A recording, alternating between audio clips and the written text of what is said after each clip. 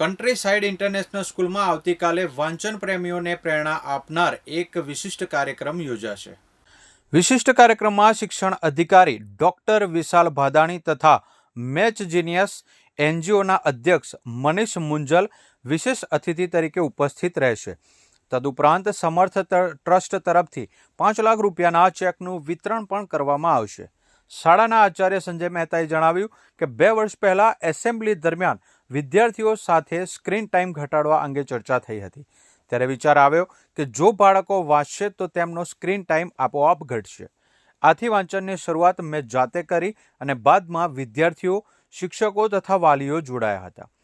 આ વિચારને સાકાર કરવા માટે દર રવિવારે શાળામાં શાંતિપૂર્ણ વાતાવરણમાં સમૂહ વાંચન સત્ર યોજવામાં આવે છે.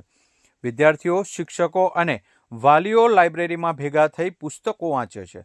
લાઇબ્રેરીમાં 2 ખાસ બોક્સ રાખવામાં આવે છે, એક પુસ્તક દાન માટે અને બીજું વાંચવા માટે લઈ જવા માટે. અહીં કોઈ નોંધ રાખવામાં આવતી નથી. હેતુ માત્ર વાંચનની પ્રેરણા આપવાનો છે. આ અનોખી પ્રવૃત્તિ હવે સતત 100 રવિવારથી ચાલુ છે અને વિદ્યાર્થીઓના જીવનનો અભિન્ન ભાગ બની ગઈ છે. વાલીઓના જણાવ્યા અનુસાર રવિવારે સ્કૂલમાં વાંચવા જતા બાળકો હવે ઘરે પણ વાંચન માટે વધારે સમય ફાળવે છે. વાંચન બાદ યોજાતું રિફ્લેક્શન સેશન પણ બાળકો માટે ઉત્સાહજનક બને છે, જ્યાં તેઓ વાંચેલા વિષયો પર ચર્ચા કરે છે અને જીવન મૂલ્ય વિશે વિચાર વિમર્શ કરે છે. ડોક્ટર વિશાલ ભાદાણીની સલાહથી વિદ્યાર્થીઓ, શિક્ષકો અને વાલીઓએ પોતાના વાંચનના અનુભવો લખ્યા છે. કુલ 41 લેખકોના આ અનુભવોને એકત્રિત કરીને વાંચન અનુભવ નામનું સુંદર પુસ્તક તૈયાર થયું છે, જેનું લોન્ચિંગ આવતીકાલે થવાનું છે. વાંચનની સંસ્કૃતિને નવી દિશા આપતી આ પહેલ હવે રજા અને વેકેશન દરમિયાન પણ ચાલુ રહેવાની છે. ત્યારે કન્ટ્રી સાઇડ ઇન્ટરનેશનલ સ્કૂલની આ પહેલ સમગ્ર સમાજ માટે એક પ્રેરણા સ્ત્રોત બની રહી છે. जी सर, आप जी नमस्ते. I am doctor Sanjay Mehta. I am the principle of countryside international school. આજની આ પ્રેસ કોન્ફરન્સ આ બધા મિત્રોને મળવા માટેનું થયું, એના માટેનું એક બહુ વિશેષ અને અમને બહુ ગૌરવ થાય એવું એક કારણ છે કે છેલ્લા 100 રવિવારથી નોન સ્ટોપ અમારી શાળા કન્ટ્રીસાઇડની અંદર વિદ્યાર્થીઓ, વાલીઓ, શિક્ષકો અને અમે પોતે મેમ્બર્સ ઓફ મેનેજમેન્ટ બધા સાથે મળી અને વોલેન્ટિયરી વાંચીએ છીએ. એટલે 100 રવિવાર કોઈ પણ પ્રકારની વેકેશનમાં કોઈ બ્રેક નથી આવ્યો અને કન્ટિન્યુઅસ આ પ્રોસેસ થઈ.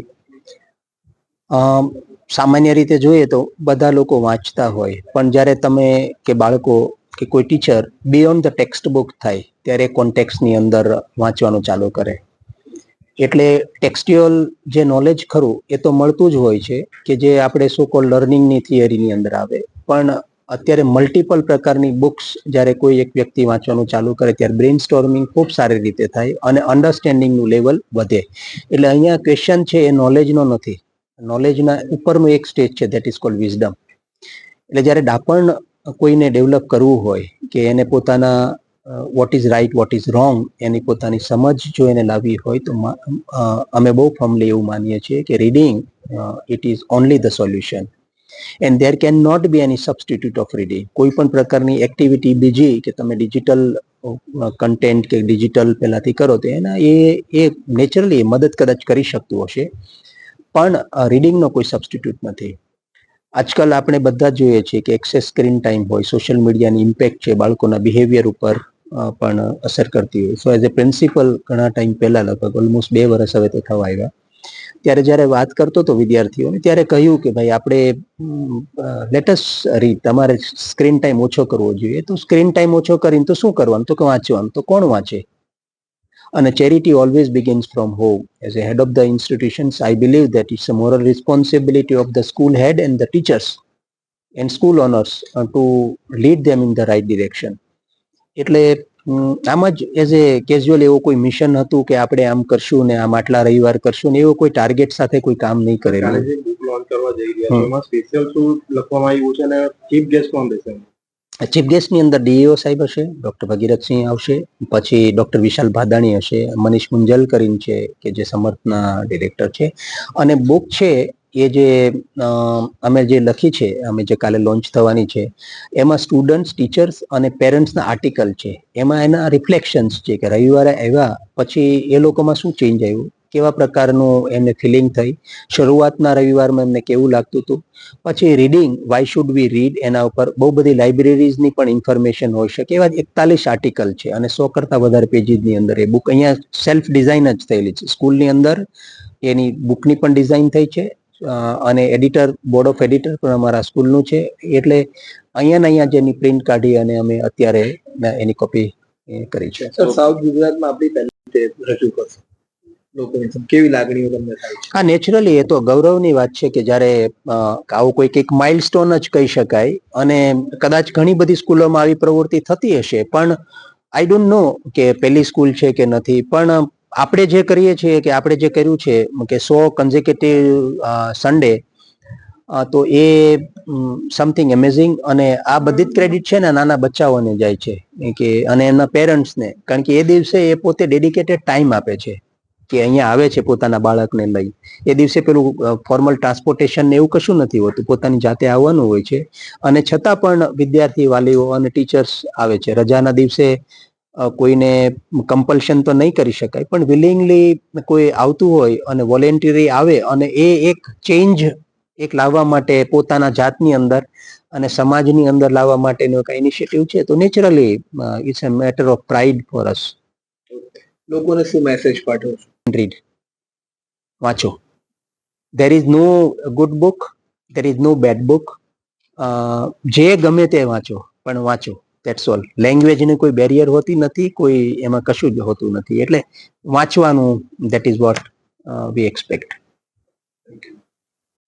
मेरा नाम अंश है और मैं कंट्रीसाइड इंटरनेशनल स्कूल का कक्षा 8 में पढ़ता हूँ और मैंने maths genius 2025 national winner 1 secure करा है। कितने बजे? उसमें टोटल 10,099 स्टूडेंट्स ने पार्टिसिपेट करा, उसमें मेरा ओवरऑल नेशनल फर्स्ट रैंक है। हाँ, ये जो आप देंगे मैं अपने पेरेंट्स को और टीचर्स को देना चाहता हूँ because they help me a lot और उनके बिना मैं ये सब चीजें अचीव नहीं कर सकता। And my father also help me enter the answers, so he taught me a lot of tricks, तो उससे मैंने बहुत सीखा, मेरे को बहुत हेल्प मिली। सर, स्टार्टिंग में ऐसा लगता था कि इस कंपटीशन में ग्रेड 9th और 10th वाले कॉम्पीट कर रहे हैं तो उनके पास ज्यादा स्किल्स होंगे, उनके पास ज्यादा टिप्स होंगे, तो कहीं ना कहीं मेरे को ऐसा लगा, मतलब मैं कॉन्फिडेंट नहीं था कि मैं इसको विन कर पाऊंगा कि नहीं, but in the end any how कर लिया। सर, बहुत अच्छा लग रहा है। मेरा बचपन से सपना था कि मैं बड़ा होकर मैथ्स के फील्ड में कुछ ना कुछ बड़ा अचीव करना चाहता हूँ, तो मैंने अपना वो गोल अकॉम्प्लिश कर लिया। मेरे पेरेंट्स ने, टीचर्स ने बहुत बधाइयां दी, मेरे को बहुत अपने ऊपर प्राउड फील हो रहा है। मैं ऐसा कहना चाहूंगा कि आपको मैथ्स से बिल्कुल भी डरना नहीं चाहिए। जितना आप और प्रैक्टिस करोगे उतना आप विनिंग के क्लोज आते जाओगे, तो आपको कभी गिव अप नहीं करना है, आपको और प्रैक्टिस करना है और टाइप के क्वेश्चंस को सॉल्व करना है ताकि आप और इम्प्रूव कर सको अपने मैथ्स को।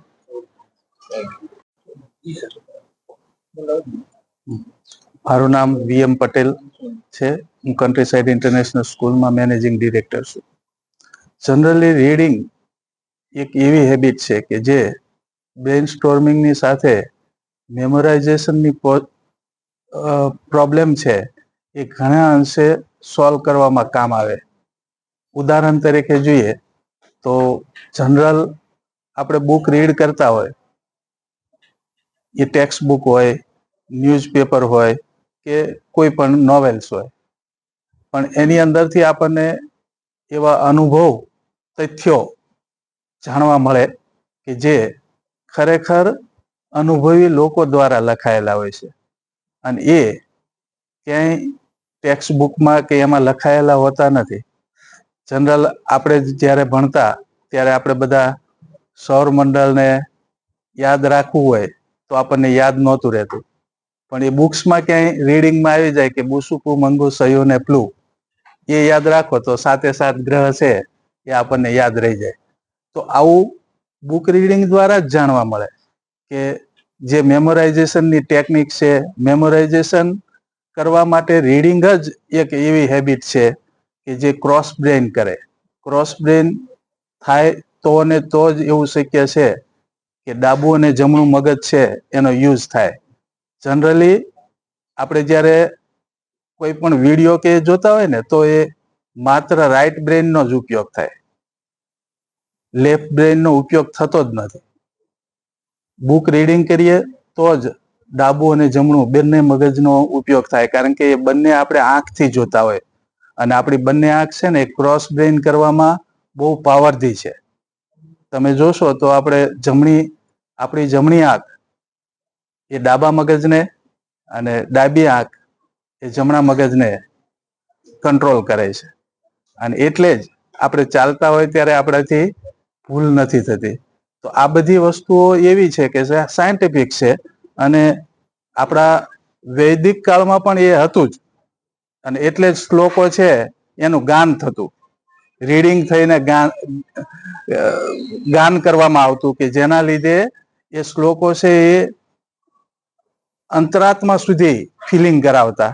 જે હવે અત્યારના જમાનામાં બાળકો સ્ક્રીન ટાઈમમાં અને એમાં ટાઈમ ઓછો સ્પેન્ડ કરે, એવું જો બાળકને સમજાવવા જાવ તો એ સમજશે નહીં, પણ જો એને રીડિંગની હેબિટ દાખલ કરશું તો ઓટોમેટિકલી બાળકને સમજ આવશે કે ખરેખર રીડિંગ એ જ સાચામાં સાચો જ્ઞાન મેળવવા માટેનો રસ્તો છે.